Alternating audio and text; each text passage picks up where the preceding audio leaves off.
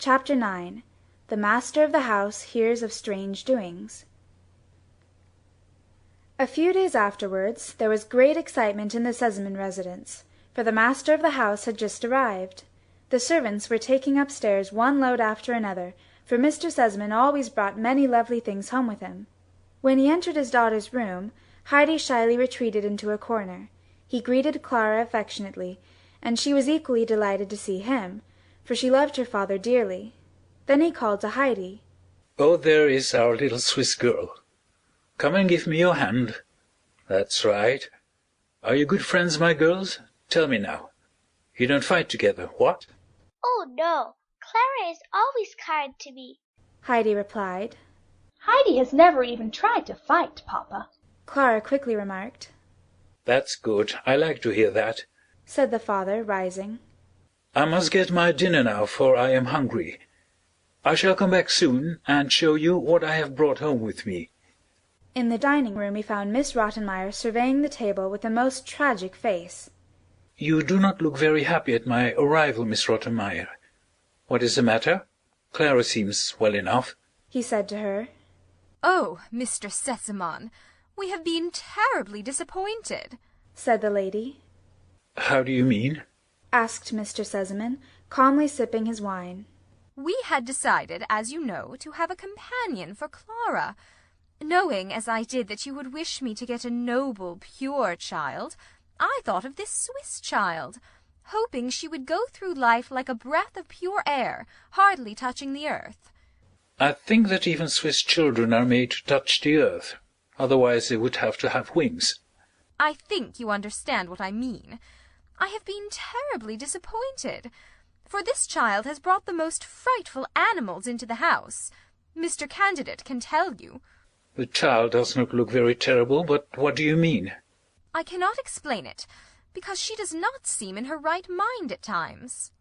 Mr. Sesamon was getting worried at last when the tutor entered. "Oh, Mr. Candidate, I hope you will explain. Please take a cup of coffee with me, and tell me about my daughter's companion. Make it short, if you please." But this was impossible for Mr. Candidate, who had to greet Mr. Sesamon first. Then he began to reassure his host about the child, pointing out to him that her education had been neglected till then, and so on. But poor Mr. Sesamon unfortunately did not get his answer. He had to listen to very long-winded explanations of the child's character. At last Mr. Sesamon got up, saying, "Excuse me, Mr. Candidate, but I must go over to Clara now." He found the children in the study. Turning to Heidi, who had risen at his approach, he said, "Come, little one, get me a glass of water." "Fresh water?" "Of course, fresh water," he replied. When Heidi had gone, he sat down near Clara, holding her hand. "Tell me, little Clara," he asked. "please tell me clearly what animals Heidi has brought into the house. Is she really not right in her mind?" Clara now began to relate to her father all the incidents with the kittens and the turtle, and explained Heidi's speeches that had so frightened the lady. Mr. Sesamon laughed heartily, and asked Clara if she wished Heidi to remain. "Of course, Papa. Since she is here, something amusing happens every day. It used to be so dull, but now Heidi keeps me company." Very good, Clara. Oh, here is your friend back again. Did you get nice fresh water?" asked Mr. Sesamon.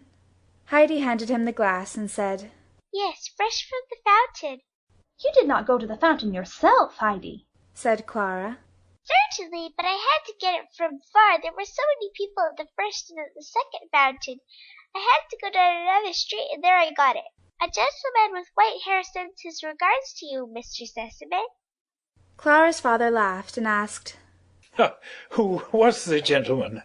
"When he passed by the fountain and saw me there with a glass, he stood still and said, 'Please give me to drink, for you have a glass. To whom are you bringing the water?' Then I said, 'I am bringing it to Mr. Sesamon.' When he heard that, he laughed very loud and gave me his regards for you, with the wish that you would enjoy your drink." "I wonder who it was. What did the gentleman look like?" "He has a friendly laugh and wears a gold pendant with a red stone on his thick gold chain.